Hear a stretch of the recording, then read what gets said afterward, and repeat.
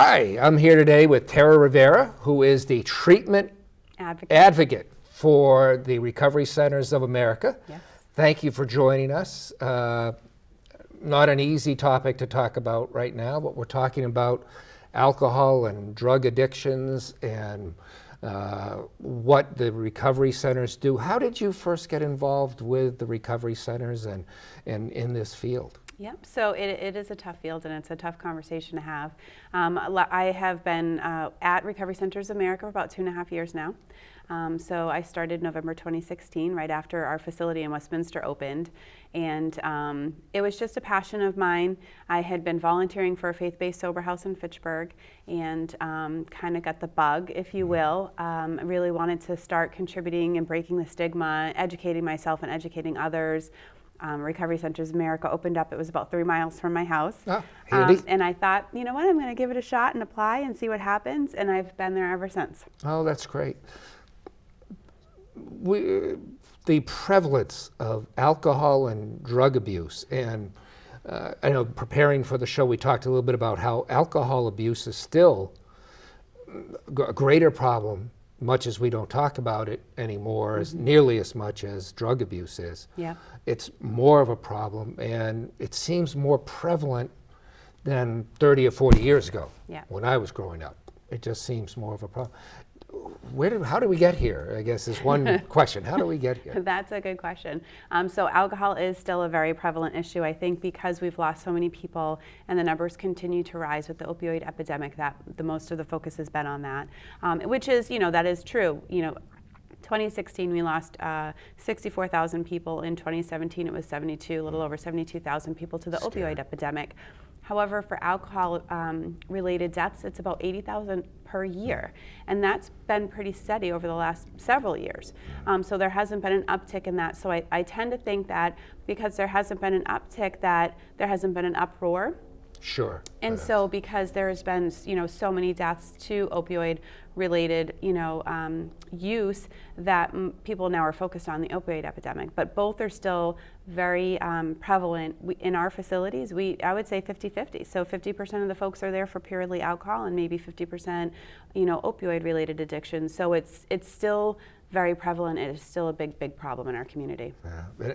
And identifying how we got there could take up hours. I'm sure people are engaged in that, and I know we talked about everything from social media to just the pharmaceutical companies and how they push that different kinds of drugs on people who are dealing with pain, and maybe it started out with good intentions but has gone in a different direction. Yeah. And part of it, I think, too, is that the alcohol drug piece is. Do you think it's because people have accepted alcohol for generations, yeah, and the others are newer? I think that, so two things. When we talk about the epidemic and kind of where we're at right now, I think that I almost always recommend reading a book called Dreamland by Sam Kionis, and he looks at a very multi-pronged approach to how did we get here, and he talks about the heroin that was coming in from Mexico and how they kind of distributed that and followed methadone clinics across the country to kind of create new hot spots. They also talk about Purdue Pharma and the different, pharmaceutical companies and how they kind of created, and played a part in kind of where we're at. So it's a phenomenal book. Somebody can have a problem with alcohol and be a very high-functioning alcoholic. I think a lot of us, if we sat and really thought about it, we could think of a handful of people that, probably have a problem with alcohol, but they're still going to work, they're still paying their mortgage, they're doing the things that they need to do, maybe, kind of drink a little too much on the weekends or in the evenings, but they're high-functioning, and then it also isn't something that they can overdose and die from immediately. Right. Typically what happens with someone that struggles with an alcohol addiction is then they'll start to have some type of other symptoms, whether it's liver problems or those types of things, and then the alcohol addiction is kind of revealed. Whereas when you struggle with an opioid epidemic or you're using opioids, you hit the bottom a lot faster. Okay. And so I think that's why it's so prevalent and so hard to avoid, Sure. Yeah, and or to hide. Yeah, that makes sense. So at Recovery Centers of America. Recovery Centers of America. How do you approach treating people and helping people specifically? What makes your center a little different than perhaps other? So I love Recovery Centers America. I love to tell people that, before we even opened our doors, our owner did over a year worth of research with really high level folks in the industry to learn about other treatment centers and what worked and what didn't. Everything that we do is based on evidence-based practice. We have really high level, master level clinicians at our facilities. So we offer very individualized treatment plans there. So what brought me in is not necessarily going to be what brought you in. I may have had some trauma in my childhood, or you may be someone that was a first responder. So we all have very different needs and very different reasons as to why we chose to pick up drugs or alcohol in the first place. So I like to say that we really treat everybody as an individual. Everybody has an individualized treatment plan, and it looks very different than the next. Okay. Outpatient services as well as inpatient, or you're totally residential? What? Yep, so we do at the Westminster facility, which is closest to where we are, we do detox and residential level of care. We have 90 beds there, so that is usually about a 21 to 28 day stay, and we are now in the process of developing our outpatient program. However, in our Danvers facility, our outpatient is already up and running, so we do offer outpatient in our Danvers site. Okay. And families? Because that's one, as we've talked about in the past too, both alcohol and drug abuse can just destroy families. Yes. Certainly Now, your outpatient programs, do you deal with families at all? So actually, we deal with families when our patients are actually in our facilities. So we have a really great family program. We have a family therapist that invites our family members in to participate in the care for our patients. So, it is a family disease. Even though one person is struggling with addiction, it affects the whole family. It affects the husband or the wife. It affects the children, the spouse, the parents. Sure. So it's a family disease, and it's really important for our folks that come in for treatment for their family to understand what they're going through, understand a little bit about the disease of addiction, and how to best support their loved one when they go home. So we kind of teach them that, how to love and support them, but not enable them, which is really important. It is important. Yes, there's a fine line often. Very fine line between enabling and helping. Yeah, that's really. Well, we could talk for hours. I appreciate your coming in today and sharing a little bit. How do people get in touch with you if they want more information? Yeah, absolutely. So I, as a treatment advocate, am very strong and passionate about helping people and being accessible. So I like people to call my cell phone. My cell phone number is 978-870-7734. Okay, we can run that along the scroll. And you could always look us up at recoverycentersamerica.com. Okay. And we have a 1-800 number, which is 1-800-RECOVERY as well. But okay, we'll run that as throughout the course of the interview. That'll be run. Yeah, thank you. Thank you very much for coming, and we'll talk with you later, and we'll be back.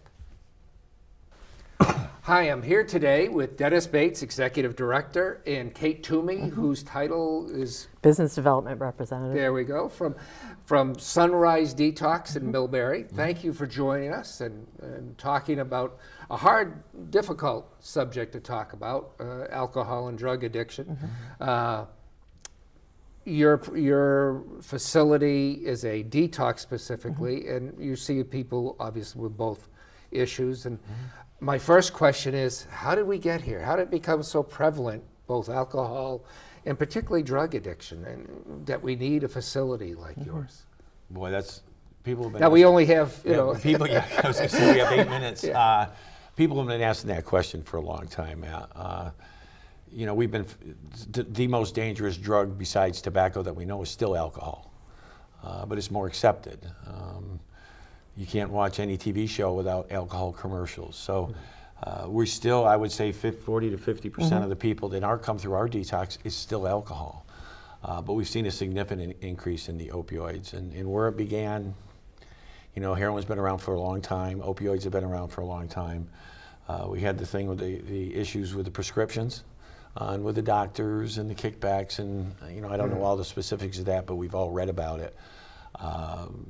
So that certainly created it in the late 90s. And I think what really brought the opiates on, what I saw, and I've been doing this for a couple of weeks, is back in the 70s, when someone would buy heroin on the street, the actual heroin content in it was about 30 to 33%. And then it kind of went off the off the map for a while. In the 80s were all cocaine, if you remember. Right. And then in the 90s, crack cocaine came out. And then in the late 90s, heroin came back. And what happened was, actually, if the marketers, what kept people away from heroin was the stigma of the needle. Correct? So all of a sudden, heroin started showing up on the streets. Instead of 33%, it was 90% pure. So they could market it differently. You don't have to stick a needle in your arm. You can just, knowing all too well they're going to end up injecting it at some point anyway. And one of the trends we saw, and I know you did, is in the late 90s, all the people that were addicted to heroin in the 70s were dropping dead because they were shooting up the same amount that they did in the 70s, but it was 3 times the strength. Oh, sure. So And now it's the cheap drug, right? It's one of the cheaper drugs? well, actually, fentanyl is the cheap drug now. We're seeing more fentanyl than we are heroin. Wow. Well, that's even deadlier. Not It's that- 100 not times that- stronger, Right. yeah. Yeah, and they're putting fentanyl in everything. They're putting it in pot, they're putting it in cocaine, they're putting it in everything. So it's What a scary crazy- because, It is crazy, scary world. yeah. So how, somebody comes to you, or a family member says, need some help, or how do people get to you, and what do you do at Sunshine Detox? At Sunrise, Sunrise. that's okay. At Sunrise, we have a call center. We're based out of Lake Worth, Florida. We have 3 detoxes in Florida. We have 3 in New Jersey. We have one in Alpharetta, Georgia now, and now the one in Millbury. And we're opening one in Long Island fairly soon. So we have a call center where the prospective patient is screened. At that point, once we've gotten their history, make sure they're appropriate for that level of care, then the admission is scheduled for us to come in. Then when they come to us, of course, they get the full physical. We're like remember the show MASH? Sure. We're a MASH unit for addiction. We're like we're like an addiction ER. So they'll come in, we'll get them medically stabilized, but our focus is on the next level of care. In the old days, when I first started in this field in the 90s, someone would go into detox and they were given an AA list and said, go to a meeting. Well, AA I love. It's helped millions of people over the last 85 years, but it's not treatment, it's community support. So we really focus on the next level of care that would be most appropriate for the patient and that the patient can actually do, whether it's an intensive outpatient, a residential program, because we know that they're most vulnerable to have a recurrence of symptoms in the first 5 months. Sure. And then at that 5-month mark, it drops. They're still vulnerable, but not as vulnerable. So our job is medical stabilization. It's with dignity, it's solution focused, it's a non-shaming, beautiful facility. Excuse me, it's not hospital-based. It's a freestanding facility. So it's not your typical detox that when people think of a detox, they think of the, the gown and the smiley slippers, and Sure. we don't. Sure. And, Kind of a and dark folks can also call me directly as well. Yeah. How do we get people to take that step? Well, part of what I do is go out and go to community meetings and meet with doctors, I meet with therapists, I meet with DAs, I meet with police and fire departments because they're They're first administering responders right Narcan on the scene, often. right? Local hospitals. Yeah, local hospitals and introduce myself and create that communication so that there's a trust level and they understand that, they call me, I'm going to call them back, I'm going to be able to find a placement for folks if we don't have a bed, but we have 39 beds in our facility, so the likelihood of not having one is not there right now, so we hope it'll be. Well, we're filling yeah. up pretty quick. I We think are. also, I think the biggest barrier we face with people is the stigma that's attached to it. Right. I don't want to be called a junkie. Right. We don't use that language. I don't have a problem. I mean, how do you get the person to accept the problem in the first place? Here's the other thing. So many families will call, right? And they think, all right, well, this is what they need, and they need X amount of days, and et cetera. So let me ask you this question: have you talked to the family member about them coming? Do they want to come? No, but they're coming because we're not putting up with it anymore. I said, can I just tell you that if they don't want to be here, it's much harder. Yeah, for the them. idea of an intervention, that's Right. always And it's- sounds like a great idea, Yeah, but I don't no. see that working. Right? No, we do have interventionists that we refer to people, but it's not like what you see on TV, and that really shouldn't be done that way. Yeah, but there's some very qualified Right. interventionists out there. And we work with them, We too. work closely with them. Sometimes, everyone says I have to be ready, but their brain is so impaired they really don't know if they're ready. You're talking about someone that's basically handicapped, expecting him to carry someone else, and you really can't do that. If their brain is impaired, sometimes that intervention is needed. And that's Right. what what we talked about Right. in getting ready for this program is that it really is something that has gone on in the brain that is a disease or something that has caused the person to become an addict in the first place. That's hard for some of us to kind of accept, especially those of us who are a little older than the two of you are. It's like a little hard to really understand that, but it's something that has gone on in the brain in the first place that is causing the person to become an addict of one sort or another. Absolutely. I mean, it's in the pleasure centers of the brain, in the amygdala, the hippocampus areas. So most of the people I have the honor to work with in the detox, the patients I get to work with, every event in their life, they value their families, they value their career, they value the relationships in their lives. But almost every event that happens in their life, even though they value this and I believe them, they go to using. Almost every emotion that comes up in their life, when they're happy, when they're sad, when they're grieving, even though they value their family, they're going to go to use because It makes that's them their feel coping better. mechanism. I think that's an important, maybe the most important thing we've talked about, because it is hard for some of us who are particularly a little older to accept that that's what is causing this. Right. Trauma is also a big indicator of people using it as self-medication. Things that happened in their lives, and a loss or someone hurting them. Sure. And that's a big issue.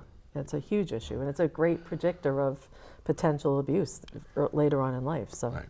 So somebody wants to get in touch with you, 508-735-8058. and that'll be on the scroll underneath the interview anyway, so we'll do that. I appreciate your coming very much, and we could talk about this for an hour. We just started. We just I know, we started, just started.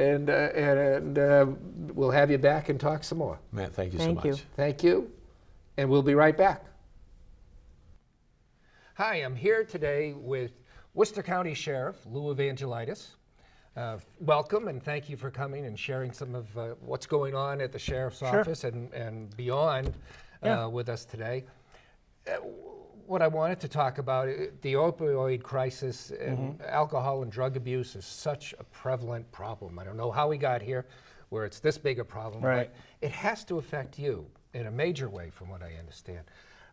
Exactly how does it affect you? And I know you have Yeah. some programs to help address Sure. people and maybe keep people from visiting your jail. Yeah, well, I would say this: when I ran for sheriff 8 years ago, I certainly had some suspicions that certain drug issues were becoming more prevalent, in the sense that historically drugs come and go. And I grew up at a time in the 60s. Frankly, I was born and raised in Worcester, and I never thought we'd see heroin again. I remember, if you remember, the heroin epidemic Sure. of the 60s and 70s.